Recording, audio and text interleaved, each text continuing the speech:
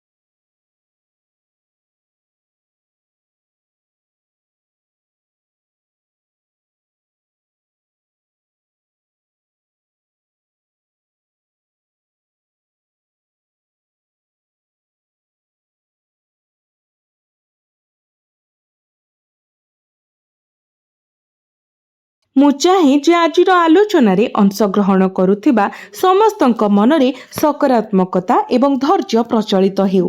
ଏବେ ଆଉ ଗୋଟିଏ କଥା ବିଚାର କରନ୍ତୁ, ଦିନଟି କିପରି ବିଗତ ହୋଇଛି ତାହା ହେଉ। ଅନେକଙ୍କ ପାଇଁ ଏହି ସନ୍ଧ୍ୟା କିମ୍ବା ରାତି ଆତ୍ମନିରୀକ୍ଷଣର ସମୟ ହୋଇପାରେ। ଆପଣ ହଠାତ୍ ପୁରୁଣା କାଗଜପତ୍ର ଦେଖିବା ପାଇଁ ବସିପାରନ୍ତି। ଆପଣ ଏପରି କିଛି ପାଇପାରନ୍ତି ଯାହାକୁ ଆପଣ ମାସ ମାସ ଧରି ସ୍ପର୍ଶ କରିନାହାନ୍ତି ଏବଂ ସେହି ମୁହୂର୍ତ୍ତରେ ଅନୁଭବ କରନ୍ତୁ ଯେ କିଛି କାର୍ଯ୍ୟକୁ ସ୍ଥଗିତ ରଖିବା ଆଉ ଠିକ୍ ନୁହେଁ। ମନେ ରଖନ୍ତୁ, ଜୀବନରେ ପରିବର୍ତ୍ତନ ପ୍ରାୟତଃ ଏକ ବଡ଼ ବିସ୍ଫୋରଣ ସହିତ ନୁହେଁ, ବରଂ ଏକ ଛୋଟ ନିଷ୍ପତ୍ତି ସହିତ ଆରମ୍ଭ ହୁଏ। କିନ୍ତୁ ଅପେକ୍ଷା କରନ୍ତୁ, ଲୋକମାନେ ପ୍ରାୟତଃ ଆଉ ଏକ କଥା ଭୁଲି ଯାଆନ୍ତି।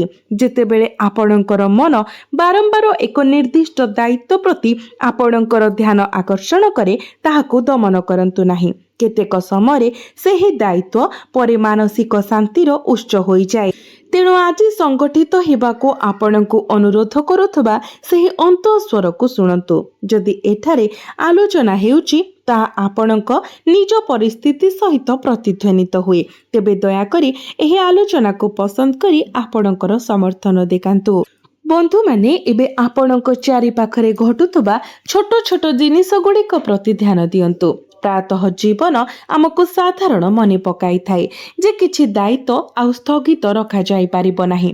ଆପଣ ଏକ ପୁରୁଣା ବ୍ୟାଗ୍ରେ ଏକ କାଗଜ ଖଣ୍ଡ ପାଇପାରନ୍ତି, ଆପଣଙ୍କ ଫୋନ୍ରେ ଏକ ପୁରୁଣା ବାର୍ତ୍ତା ଦେଖିପାରନ୍ତି କିମ୍ବା କୌଣସି ପ୍ରିୟଜନଙ୍କ ଠାରୁ ଏକ ସରଳ ମନ୍ତବ୍ୟ ଶୁଣିପାରନ୍ତି ଯାହା ଆପଣଙ୍କୁ ବିରାମ ଏବଂ ପ୍ରତିଫଳିତ କରିଥାଏ।